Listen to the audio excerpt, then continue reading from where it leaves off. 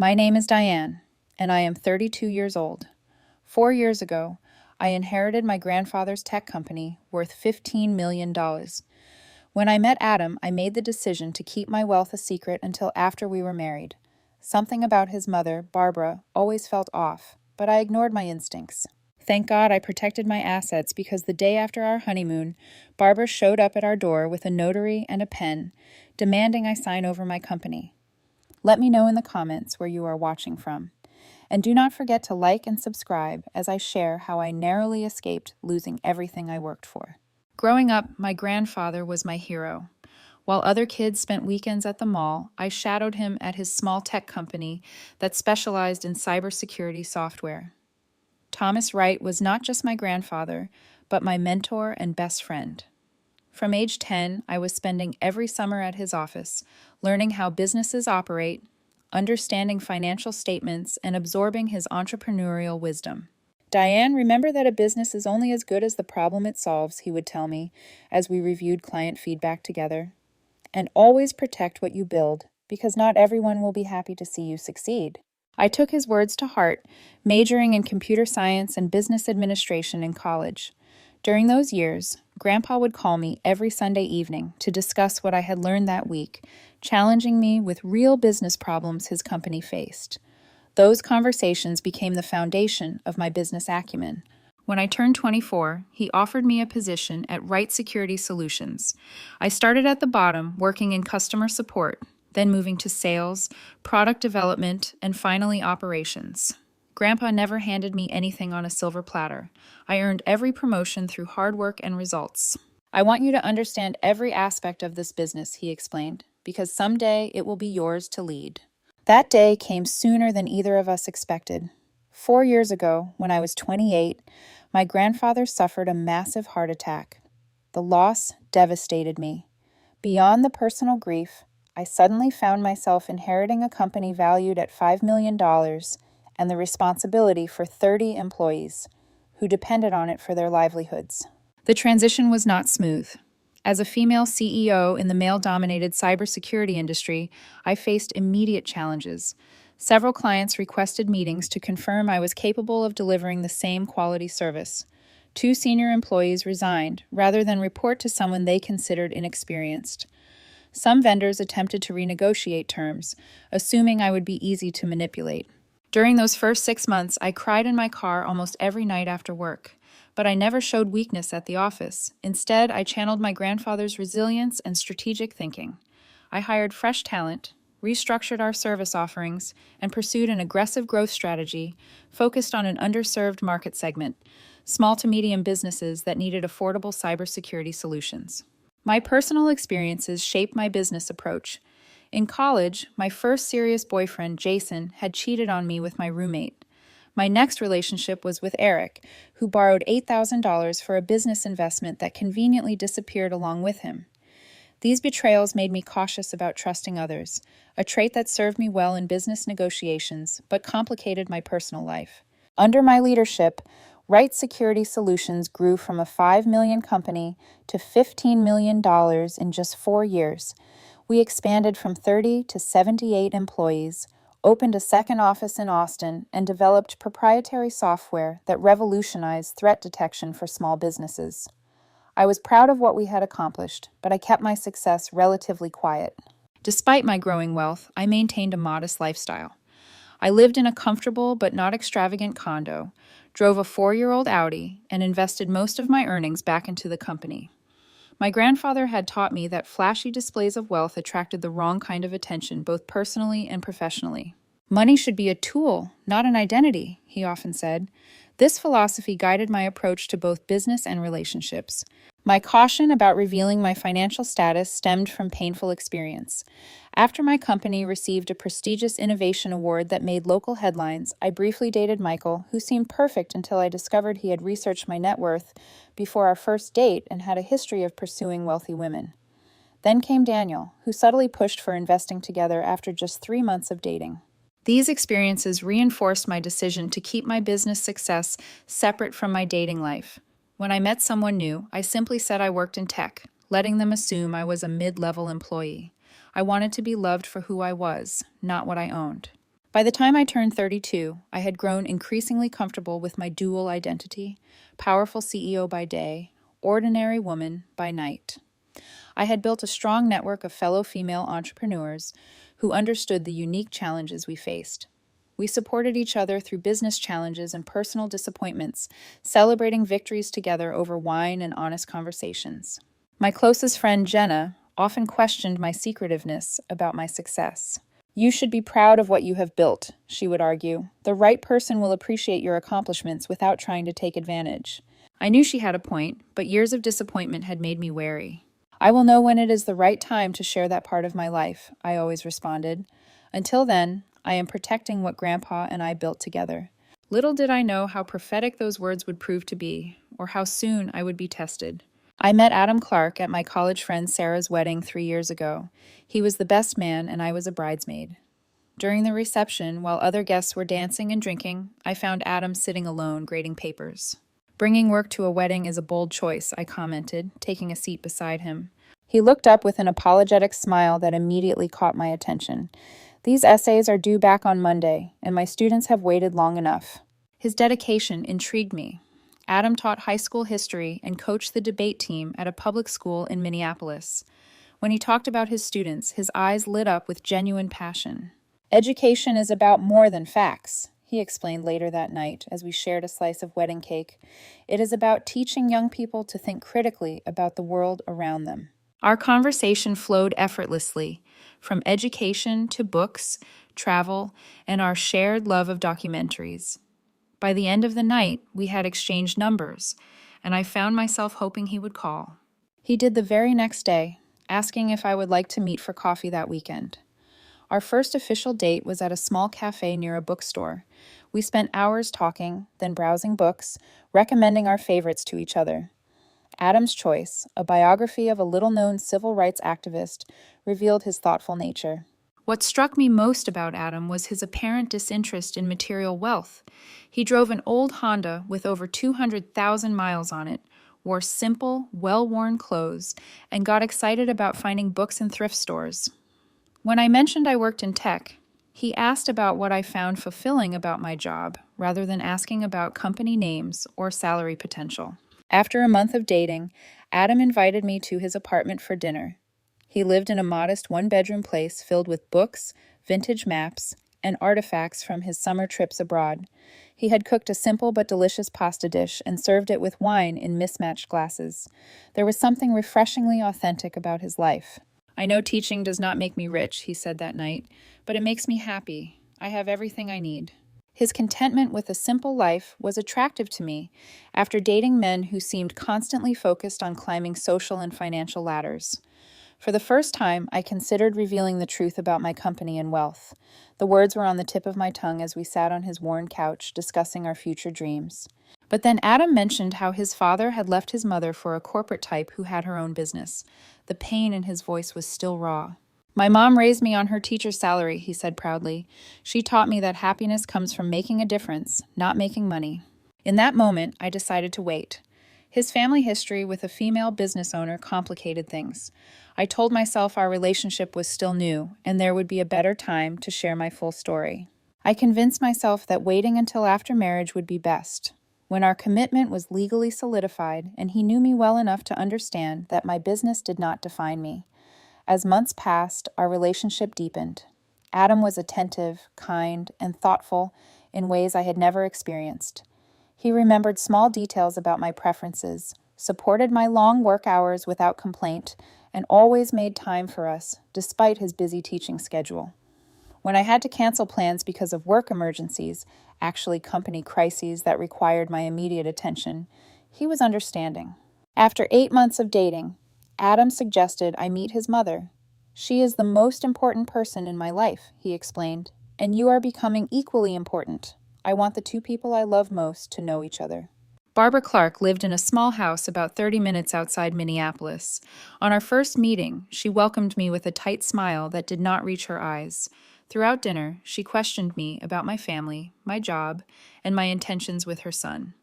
Her interests might have seemed natural for a protective mother, but something about her intensity felt invasive. "Adam tells me you work in technology," she said, studying me carefully. That must be lucrative. It pays the bills, I responded casually, sticking to my cover story of being a project manager at a mid-size firm. Throughout the evening, I noticed how Adam deferred to his mother on almost everything, from when to serve dessert to what movie they should watch together on their weekly Sunday night gatherings. Their relationship seemed unusually close, bordering on dependent. Barbara mentioned multiple times how Adam helped with her finances, home repairs, and even grocery shopping. "I do not know what I would do without my son," she said, patting his hand. "He takes such good care of me, just like a son should." On the drive home, I gently asked Adam about their relationship. "You and your mom seem very close." "She sacrificed everything for me growing up," he replied immediately. "Working 2 jobs, never dating again after my dad left. Taking care of her is the least I can do." His loyalty was admirable, but something about the dynamic left me uneasy. Still, I dismissed my concerns as overreaction, perhaps even jealousy. Adam was a kind man who valued family, I reasoned. That was a positive trait, not a red flag. As our relationship progressed, we spent holidays together, went on weekend trips, and gradually built a shared life. Adam continued to impress me with his character, intelligence, and emotional availability. When I compared him to my past relationships, there seemed to be no contest. I began to imagine a future together, something I had never seriously considered with anyone else. Yet, Barbara remained a subtle source of tension. She called Adam multiple times daily, often during our dates. She had opinions about our relationship milestones, suggesting where we should go on vacation, and even what apartment we should consider if we moved in together. Adam rarely contradicted her. Jenna warned me after meeting Barbara at a dinner party. "That woman sees you as competition, not family," she observed, and Adam does not seem to notice.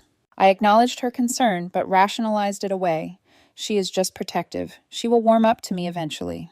In truth, I was falling deeply in love with Adam and did not want to see potential problems that might force me to reconsider our relationship. When Adam proposed after 18 months of dating, I said yes without hesitation. That night, as he slept beside me, I looked at my engagement ring and wondered if I had made a mistake not telling him about my company. But I reassured myself that there would be time for that conversation after we were married, when nothing could come between us. How wrong I was. Adam proposed on a crisp autumn evening at the lakeside park, where we had spent our 3rd date. He had arranged a picnic with all my favorite foods, and as the sun set over the water, he got down on one knee and presented a modest but beautiful ring. "Diane, you have brought light and joy into my life in ways I never imagined possible," he said, his voice trembling slightly. "I want to build a future with you, to grow old together, to face whatever life brings as partners. Will you marry me?" Tears filled my eyes as I said yes. In that moment, I was certain I had found the partner I had always hoped for, someone who loved me for myself, not my assets or status. The day after our engagement, reality set in. As a business owner with significant assets, I needed to protect what I had built.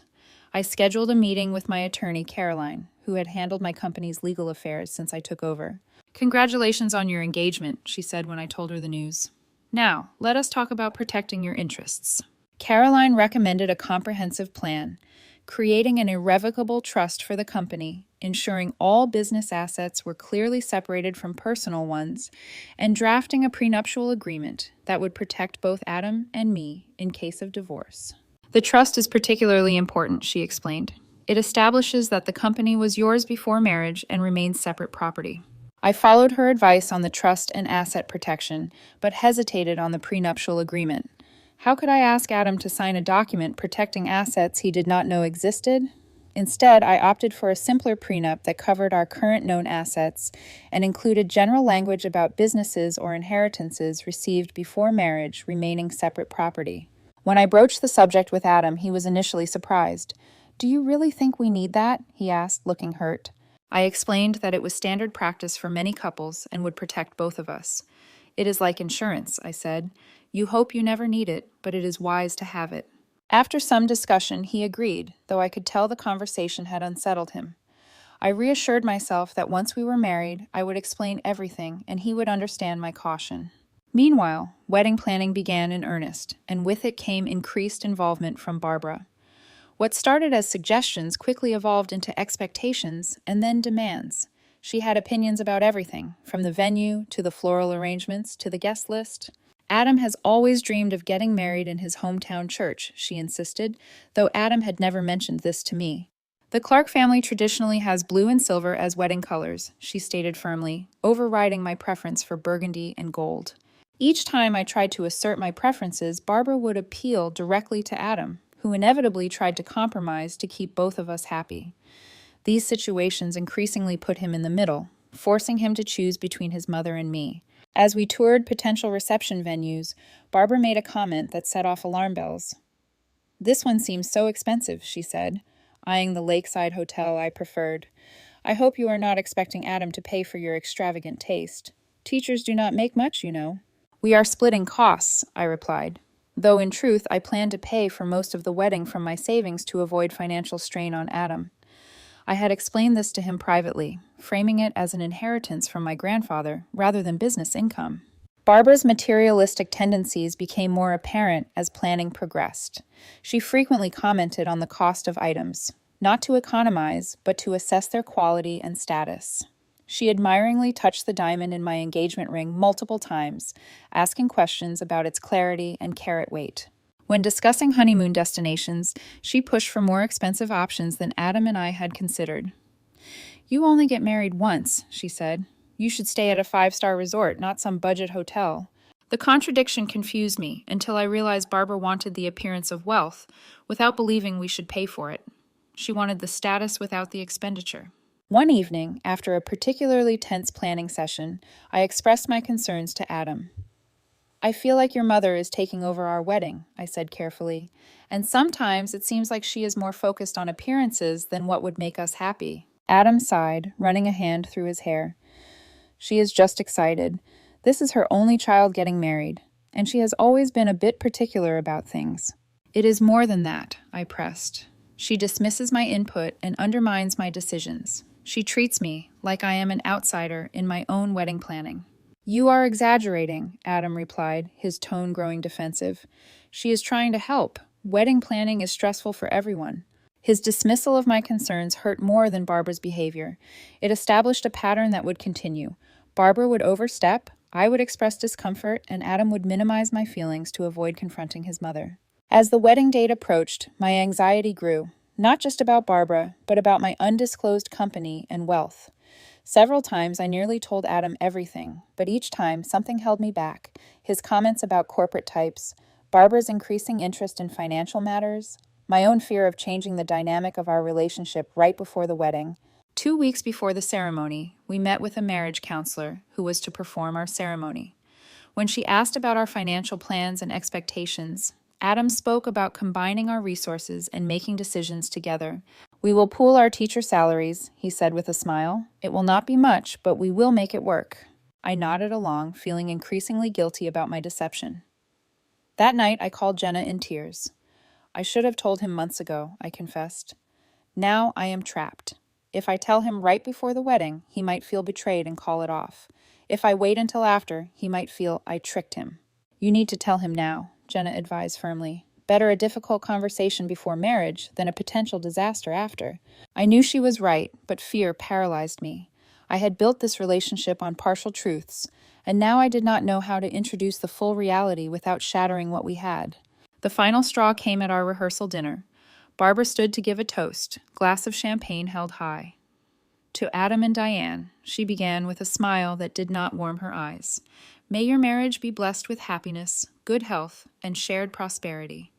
In the Clark family, we believe that what belongs to one belongs to all. We support each other, share with each other, and always, always put family first." Her emphasis on shared prosperity and what belongs to one belongs to all sent a chill down my spine. I glanced at Caroline, who had been invited as my friend rather than my attorney. She raised an eyebrow slightly, having caught the same concerning language I had. After the dinner, Caroline pulled me aside. "That toast was interesting," she said carefully. "Has Barbara shown unusual interest in your finances?" "She asks a lot of questions," I admitted. "But Adam always changes the subject." "Good," Caroline nodded. "Remember what we set up. Your company is protected. Just be vigilant." As I fell asleep that night, the eve of my wedding, I comforted myself with that knowledge. Whatever happened, Right Security Solutions was legally protected. I had honored my grandfather's legacy and secured the livelihoods of my employees. Little did I know how soon that protection would be tested. My wedding day dawned clear and beautiful, the September sun casting a golden glow over the church Barbara had insisted upon. Despite my reservations about the venue, I had to admit it photographed beautifully. As I stood in the bridal suite, surrounded by my closest friends, I felt a surging hope that everything would work out perfectly. Jenna helped adjust my veil, her expression serious. "Are you sure about this? It is not too late to have that conversation." I shook my head. "Today is about celebrating our love. The rest can wait." The ceremony itself was more moving than I had anticipated. When the doors opened and I saw Adam waiting at the altar, his eyes filling with tears at the sight of me, all my doubts temporarily vanished. This was the man I loved, the person I wanted to build a life with. When it came time for our vows, Adam surprised me with words so heartfelt that they brought tears to my eyes. "Diane, before I met you, I thought I understood what it meant to care for someone, but you have shown me depths of love I never knew existed. I promise to honor your independence while standing by your side to support your dreams as fervently as my own, and to always see you, truly see you, for the extraordinary woman you are." His mention of honoring my independence and supporting my dreams struck me deeply, renewing my guilt about not sharing my complete truth with him. In that moment, I silently vowed to tell him everything as soon as we returned from our honeymoon. The reception was a blur of dancing, toasting, and celebrating with loved ones. Barbara maintained a tight smile throughout, watching our every interaction with careful eyes. Once, when Adam was pulled away by groomsmen for photos, she approached me. "You make a lovely bride," she said, adjusting my necklace in a gesture that felt oddly possessive. "Welcome to the family. We Clarks take care of our own, you know." Something in her tone made me uneasy, but I pushed the feeling aside. This was my wedding day, and I refused to let anything darken it. Adam and I departed for our Hawaiian honeymoon the next morning. For 10 blissful days, we swam in crystal blue waters, hiked to stunning waterfalls, and made love in our oceanfront suite. Away from work, family, and the stresses of wedding planning, our connection felt stronger than ever. One evening, as we watched the sunset from our balcony, Adam took my hand. "Thank you for marrying me," he said simply. "I know my mother can be overwhelming sometimes. I appreciate your patience with her." It was the first time he had acknowledged Barbara's difficult nature without me bringing it up first. "She loves you," I replied carefully. "I understand that." "She does," he nodded. "After my dad left, it was just the two of us against the world. She has trouble letting go sometimes, but she will adjust. She just needs time." His recognition of the issue gave me hope that our married life would include healthier boundaries with Barbara. I nearly told him about my company then, the words forming in my mind, but he leaned in to kiss me, and the moment passed. We returned home on a Tuesday, tanned and relaxed, ready to begin our life together in the 3-bedroom house we had purchased, with me secretly covering most of the down payment. That first evening as a married couple in our new home felt magical as we unpacked souvenirs and reminisced about our favorite moments from the trip. The next morning, Adam received a text from his mother. "Mom wants to come by today," he mentioned casually as we had coffee. "She says she has a wedding present she could not bring to the reception." A flicker of unease passed through me, but I nodded. "Sure, what time?" "Around 11 unta," he replied. "I told her that works since we are both still off work this week."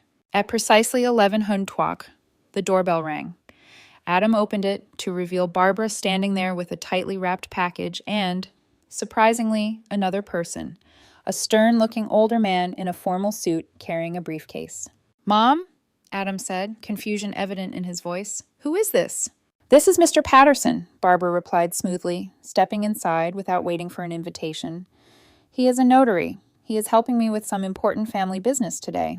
My stomach dropped as they entered our living room. Barbara placed the wrapped package on our coffee table, but made no move to have us open it. Instead, she sat primly on our sofa and gestured for Mr. Patterson to take a seat beside her. "Diane," she said, her voice suddenly businesslike, "it is time we had an honest conversation." Adam looked between his mother and me, clearly bewildered. "Mom, what is going on?" Barbara ignored him, her eyes fixed on me. "Did you really think I would not find out about Right Security Solutions? About the $15 million company you inherited and have been hiding from my son? The room seemed to tilt slightly. Adam turned to me, shock written across his features. What is she talking about, Diane? Before I could respond, Barbara continued. I have a friend whose son works in business journalism. When Adam told me he was getting serious about you, I asked my friend to look into your background. Imagine my surprise when he discovered you are not just some ordinary tech employee, but the CEO of a significant cybersecurity firm. You investigated me, I managed to say, anger beginning to replace my shock. I protected my son, she corrected sharply, which is more than I can say for you. You lied to him throughout your entire relationship. Adam's face had gone pale. Diane, is this true? Do you own a company? The hurt and confusion in his eyes made my chest ache. Yes, I admitted quietly. I inherited my grandfather's cybersecurity company 4 years ago. I was planning to tell you after we returned from our honeymoon. Planning to tell me? Adam repeated incredulously. We have been together for 2 years, Diane. We just got married. How could you keep something this significant from me? I can explain, I began, but Barbara cut me off. Explanations can wait, she said firmly. What matters now is making things right. She nodded to Mr. Patterson, who opened his briefcase and removed several official-looking documents. I have taken the liberty of preparing the necessary paperwork to transfer ownership of the company to the Clark Family Trust. Excuse me? I could hardly believe what I was hearing. Barbara smiled thinly. Since you are now a Clark, and since you clearly did not disclose this asset before the marriage, it should rightfully be considered marital property. These documents will simply formalize that fact. That is absolutely not how it works, I said, finding my voice again. The company is in a trust established before our marriage. It is legally protected as separate property, and even if it were not, we have been married for less than 2 weeks. There is no way it would be considered marital property. Mr. Patterson looked uncomfortable but said nothing. Adam stood frozen, seemingly unable to process what was happening. Adam, Barbara turned to her son, her voice softening dramatically. This woman deceived you. She hid her true financial status from you for your entire relationship. Now that you are married, you have legal rights to what she owns. Do not let her take advantage of you the way your father did to me. The manipulation was so blatant, it was almost laughable, except nothing about this situation was funny. Barbara was actually attempting to coerce me into signing over my company, and she had brought a notary to our home to facilitate it. I turned to Adam, hoping to see recognition of his mother's outrageous behavior. Instead, I saw confusion and hurt, but not the immediate rejection of her scheme that I had expected. You really kept this from me? He asked quietly. All this time? In that moment, I realized I was facing this battle alone. The living room of our new home, which should have been filled with honeymoon memories and marital bliss, had transformed into a battleground. Barbara sat with perfect posture, the documents laid out before her like weapons. Mr. Patterson, the notary, shifted uncomfortably in his seat, clearly realizing he had been brought into a family situation far more contentious than he had been led to believe. I will not be signing anything, I stated firmly, looking directly at Barbara. What you are suggesting is not only unethical, but likely illegal. You cannot force someone to sign over their assets. Barbara's smile remained fixed, though her eyes hardened. I am not forcing anyone to do anything. I am simply suggesting that as a family we should be transparent and share our resources. Adam has always understood the importance of family support. She turned to Adam, her expression morphing into one of maternal concern. Your father left us with nothing, Adam. Remember how we struggled? How I worked 2 jobs to put you through college? Now you have an opportunity to secure our family's future, to make sure neither of us ever has to worry again. I watched in disbelief as she skillfully leveraged their shared past trauma to manipulate her son. More disturbing was seeing how effective her tactics were. Adam's expression softened at the mention of their struggles, his loyalty to his mother visibly warring with his confusion over my deception. Adam, I said quietly, trying to reach him. I was wrong not to tell you about the company sooner. I can explain why I waited, but what your mother is suggesting is not the solution. She is asking me to give up a business that employs 78 people that my grandfather built from nothing, that I have grown substantially over the last 4 years. You have been running a $15 million company our entire relationship? Adam asked, his voice strained. All those late-night work emergencies, the business trips, the stress you would never fully explain, that was because you are a CEO. I nodded, relief washing over me, that he seemed to be engaging with the reality rather than his mother's narrative. Yes, I should have told you sooner. I was afraid it would change how you saw me. Change how he saw you? Barbara interjected sharply. You mean he might have seen you as a liar? Which you are. Mom, please, Adam said finally, showing some resistance to her influence. Let me talk to my wife. The word wife seemed to trigger something in Barbara. Her composed facade cracked slightly. Wife for less than 2 weeks, she snapped. This woman deceived you throughout your entire courtship, hid crucial information about herself, and now wants to keep her fortune separate from you. How can you defend her? Adam ran his hands through his hair, visibly stressed. I am not defending anyone. I am trying to understand what is happening. What is happening, Barbara said, regaining her composure, is that I am protecting you, as I always have. This woman clearly married you under false pretenses. False pretenses? I could not contain my outrage any longer. I loved your son. I still love him. I kept my business separate from our relationship because I wanted to be sure he loved me for myself, not my money or status. A convenient excuse, Barbara dismissed. If that were true, you would have told him before the wedding. Instead, you trapped him in a marriage built on lies. Mr. Patterson cleared his throat awkwardly. Perhaps I should return another time, when family matters have been resolved. You are not going anywhere, Barbara commanded. We have business to complete. She turned back to Adam. Son, think about what this means for us, for your future. With control of her company, you could quit teaching, live comfortably. We could finally renovate my house, get you the car you deserve. All those things we could never afford would be possible. Her naked greed stunned me into momentary silence. This was no longer about protecting her son from a deceitful wife. This was about accessing my wealth for herself. So that is what this is really about, I said softly. You want my money. I want what is fair for my son. Barbara's voice rose for the first time. He deserves half of everything you own now that you are married. That is not how marital property works, I countered, grateful for my legal preparations. Assets owned before marriage, especially those held in trust, remain separate property. We will see about that, Barbara threatened. I have consulted attorneys. There are ways to challenge such arrangements, especially when fraud is involved. Fraud? I repeated incredulously. You deliberately concealed your assets before marriage. That could be considered fraud. Adam finally found his voice again. Mom, stop. This is going too far. Barbara turned to him, her expression suddenly wounded. Too far? I am fighting for your rights, Adam, for our family. After everything I sacrificed for you, is it too much to ask that you stand with me now? The emotional blackmail was so transparent, I expected Adam to see through it immediately. Instead, he hesitated, torn between his lifelong pattern of appeasing his mother and standing by his new wife. I need to think, he said finally. This is all too much at once. His failure to immediately reject his mother's outrageous scheme felt like a betrayal.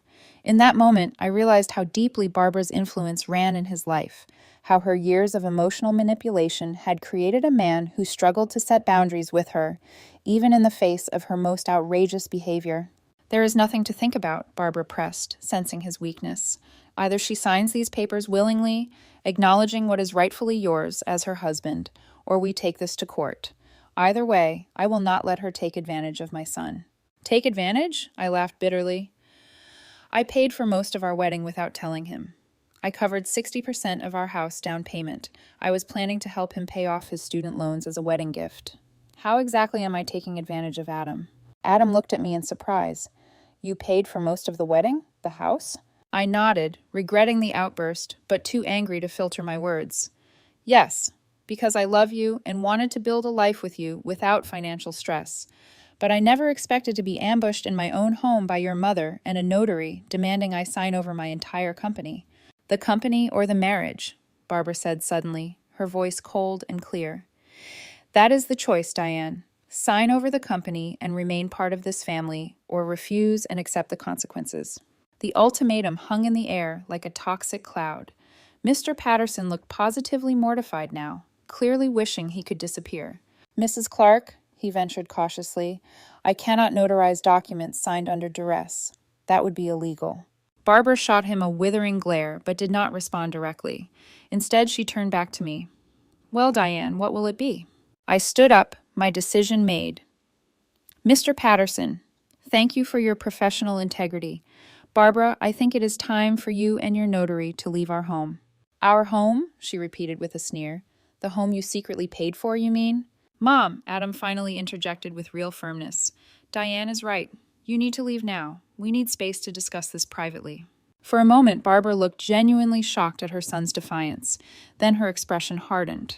Fine, but this discussion is not over. She gathered the documents, roughly shoving them back into Mr. Patterson's briefcase. Think carefully about where your loyalties lie, Adam. Remember who has always been there for you. After they left, an oppressive silence filled our living room.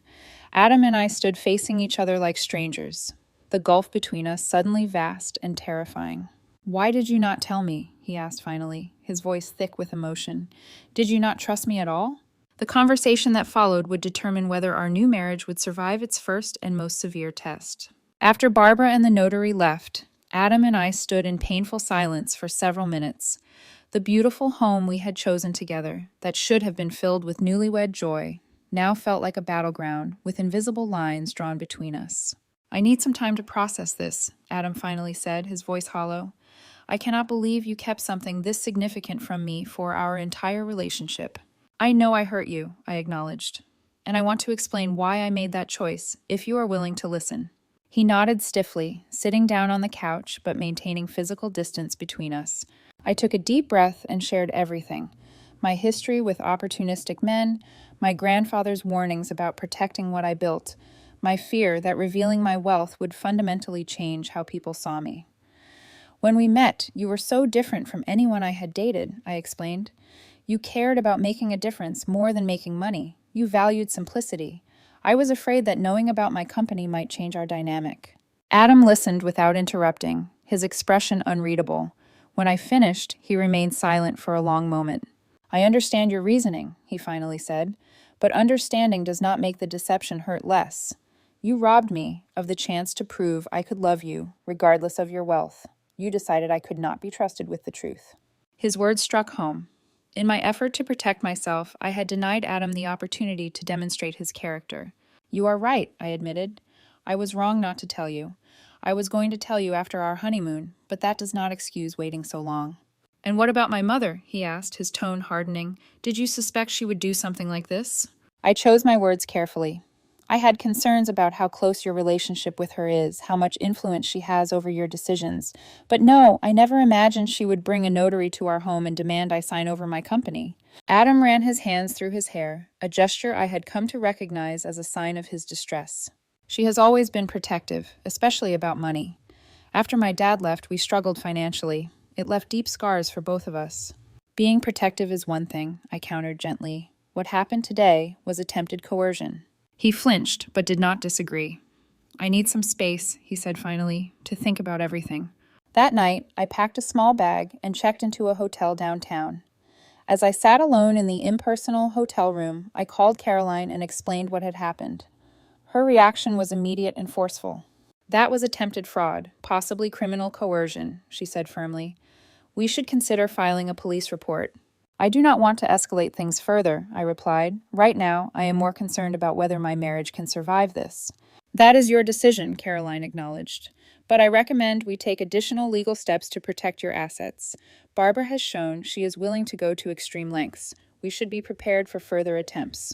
The next morning, I met Caroline at her office, where she helped me establish additional protections for the company. During our meeting, she shared a disturbing discovery. I had my paralegal do some research on Barbara Clark, she said, sliding a folder across her desk. She has significant financial problems. A second mortgage on her house, maxed out credit cards, and a tax lien from the IRS. She is on the verge of bankruptcy. The information provided context for Barbara's desperate behavior but did not excuse it. She saw me as a solution to her financial troubles, I realized aloud, not just a threat to her relationship with Adam. Over the next 3 days, Adam sent several text messages, each reflecting his ongoing struggle to process what had happened. The first day, I am still trying to understand why you kept this from me. I thought we told each other everything. The second day, Mom keeps calling, says she was just trying to protect me. I do not know what to believe anymore. The third day, I miss you. Can we talk in person? I have been doing a lot of thinking. On the fourth day of our separation, Adam asked to meet at a neutral location. a quiet coffee shop downtown. When I arrived, he looked exhausted, with dark circles under his eyes and a weariness that had not been there before our wedding. "I spoke with my mother yesterday," he began after we had settled with our drinks. "Really spoke with her, perhaps for the first time in my adult life." I waited, giving him space to continue. "I confronted her about her financial situation, which she finally admitted is dire. She saw your company as a solution to her problems. She convinced herself that what she was doing was for my benefit, but it was really for herself." His recognition of his mother's true motivations gave me a flicker of hope. "The thing is," he continued, "this situation has forced me to recognize how much I have enabled her dependence on me, how I have allowed her to influence my decisions out of guilt and a misplaced sense of obligation." He reached across the table, tentatively taking my hand. "I am angry that you were not honest with me about your company. That hurt has not disappeared. But I am also deeply ashamed that I did not immediately stand up for you when my mother tried to coerce you, that my loyalty was even momentarily divided." "We both made mistakes," I acknowledged, squeezing his hand. "I love you, Diane," he said, his eyes meeting mine directly. "I did not marry you for your money or your company. I married you because you are brilliant, compassionate, and strong. I want to rebuild what we had, but I know it will take work from both of us." His words touched something deep within me, but I knew we could not simply return to how things were before. "If we move forward together, things need to change," I said carefully. "I need to know that you can set firm boundaries with your mother, and we both need to commit to complete honesty going forward." Adam nodded solemnly. "I have already told my mother that her behavior was unacceptable. I have made it clear that if she cannot respect our marriage and respect you, she cannot be part of our lives." His willingness to establish consequences with Barbara surprised and encouraged me. "That could not have been easy for you." "It was not," he admitted, "but it was necessary. I have also suggested she seek financial counseling and therapy to address her underlying issues. Whether she follows through is her choice, but I will not enable her behavior anymore." We talked for hours that afternoon about trust, boundaries, and what rebuilding our relationship would require. By the end of our conversation, we had established a plan. Couples therapy to help us navigate the breach of trust, family therapy with Barbara if she was willing, and complete financial transparency between us going forward. "I would like you to come home," Adam said as we prepared to leave. "It is your house too, more than I realized." That evening, I returned to our home. The reconciliation was tentative, fragile, but real. Adam asked to learn about my company, showing genuine interest in understanding the work that had been such a significant part of my life. I shared everything, from the daily operations to the growth strategies I had implemented. "You are incredible," he said with genuine admiration after I showed him our company portfolio. "What you have built, how you have honored your grandfather's legacy while making it your own. I wish I had known this side of you sooner." His words healed something in me, a fear that had lingered throughout our relationship that my success might somehow diminish his feelings for me. Instead, he seemed proud, supportive in a way I had not dared to hope for. The following week, we attended our first couples therapy session. The therapist helped us establish healthy communication patterns and address the underlying issues that had contributed to our crisis. "Trust is rebuilt in small moments of honesty," she reminded us. "Day by day, choice by choice." Adam took her words to heart, demonstrating his commitment through consistent actions. He established clear boundaries with his mother, insisting that she respect our marriage if she wanted to remain in our lives.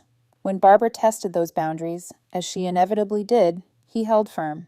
For my part, I worked to overcome my instinct to protect and conceal. I shared not just the triumphs of my business, but also the challenges and uncertainties, allowing Adam to support me through difficult decisions and celebrate successes with me.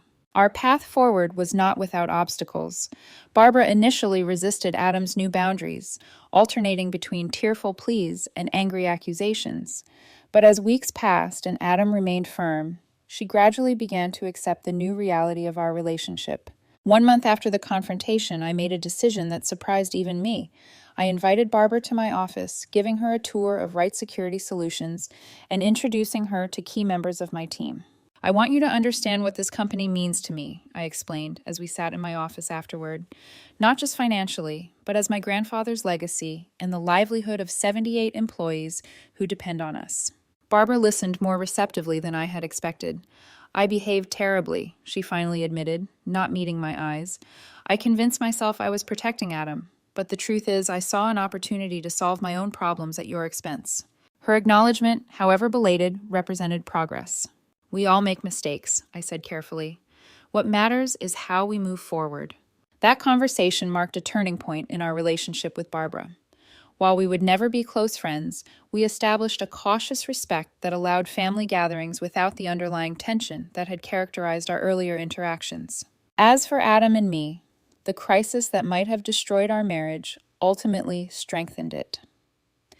6 months after our wedding, we had established a new foundation built on honesty, mutual respect, and true partnership. I never imagined my life could look like this, Adam told me one evening as we sat on our patio watching the sunset.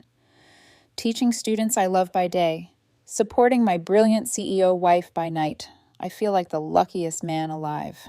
I leaned against his shoulder, feeling a contentment I had never expected to find. I am the lucky one, I replied, to have a partner who sees all of me and loves me completely.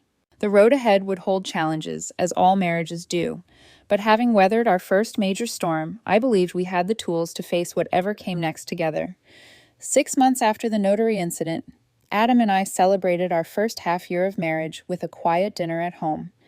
As we shared a bottle of wine on our patio, I reflected on the journey we had traveled together since that tumultuous day. If someone had told me 6 months ago that we would be here, stronger than ever, I might not have believed them, I admitted, taking Adam's hand across the table. He smiled, the genuine warmth reaching his eyes in a way that still made my heart skip.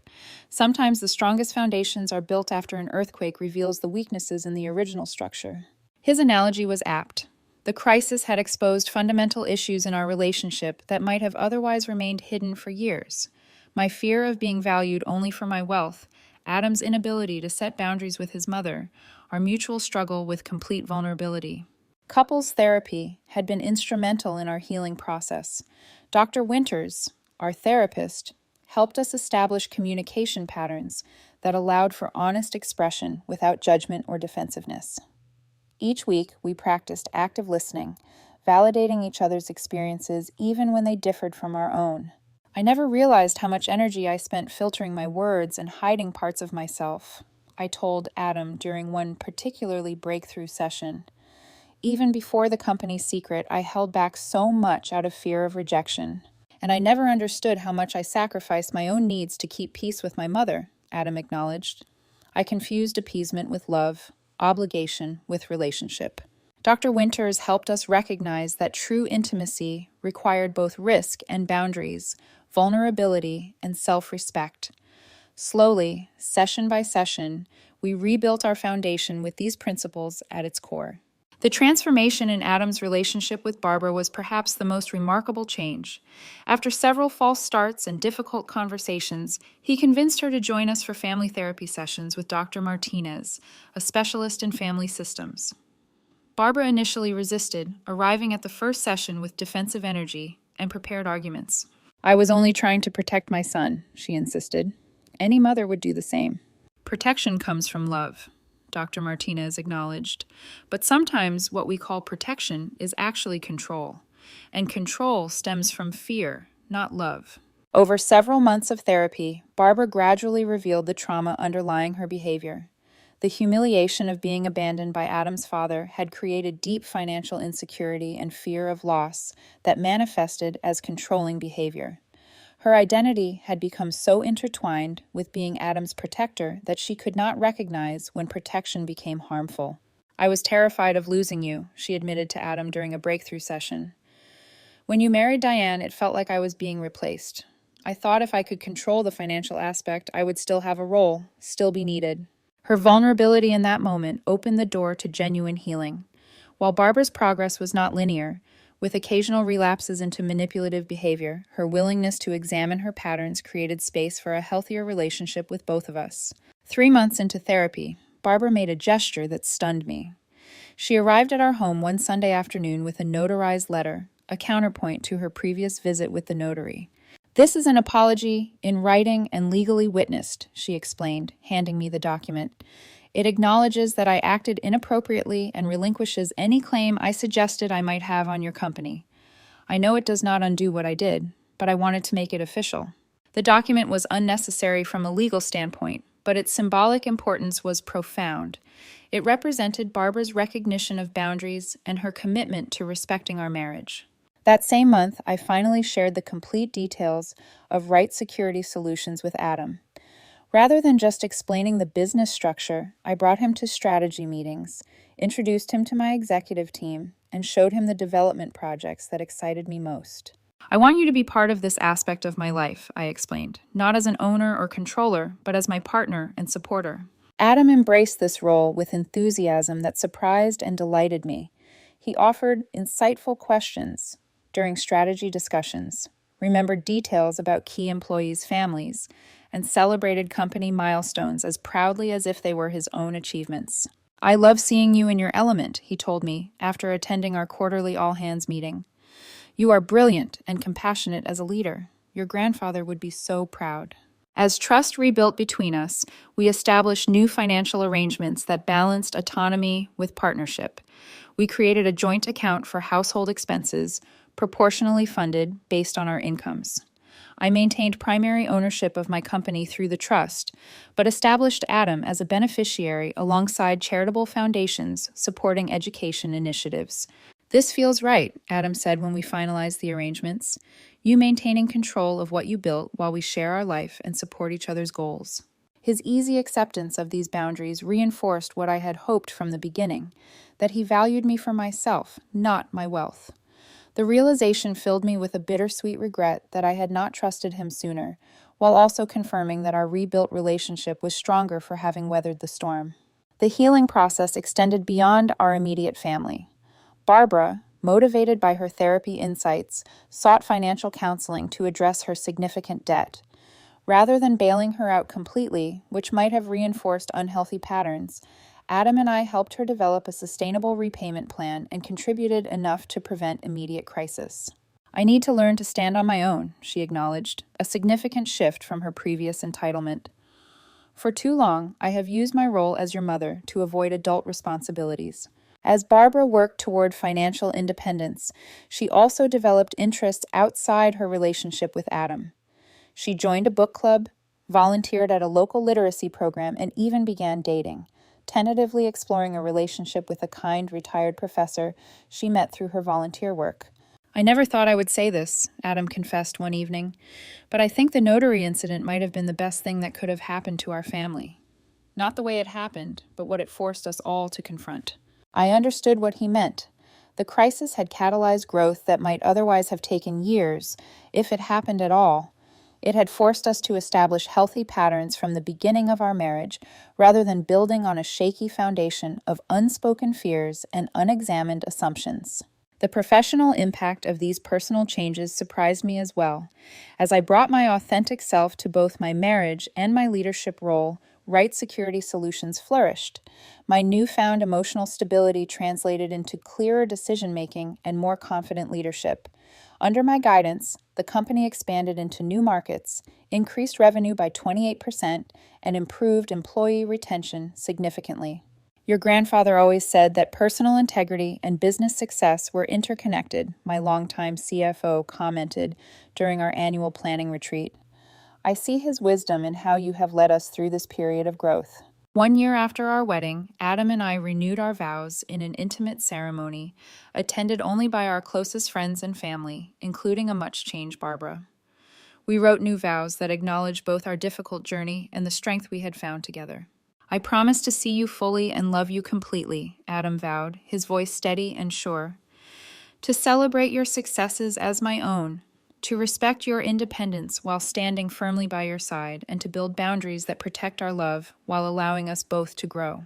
I promise to trust you with all of me, I responded, the words coming from a place of hard-won wisdom. To share my fears as well as my dreams, to value your strength without fearing your power, and to remember always that true partnership requires both vulnerability and courage. As we move forward into our future together, I carry with me profound lessons from our journey. I learned that protecting yourself does not mean closing yourself off from love. That true strength comes from allowing yourself to be seen, and that trust, once broken, can be rebuilt stronger than before if both people are committed to the patient work of healing. For any of you watching who may be struggling with similar challenges, whether in relationships, family dynamics, or your own journey toward authentic living, I hope our story offers both caution and hope.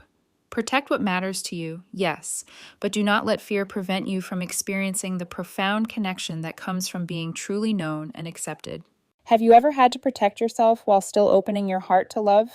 I would love to hear your experiences in the comments below, and if our story resonated with you, please like, subscribe, and share with someone who might need to hear that even after betrayal and mistrust, healing is possible. Thank you for joining me on this journey, and I wish you courage in your own path toward authentic connection and self-protection.